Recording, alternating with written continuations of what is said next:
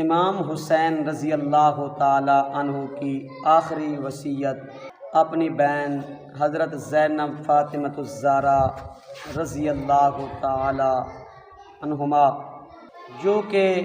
کیا تھیں حضرت حسین کی ہمشیرہ بہن تھیں،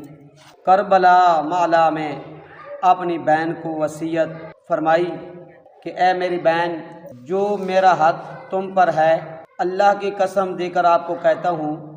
میری مصیبت یعنی میری مفارقت پر صبر کرنا، اور جب میں مارا جاؤں منہ پہ اوپر نہ پیٹنا، گریبان چاک نہ کرنا اور منہ کو بالوں کو نہ نوچنا، کیوں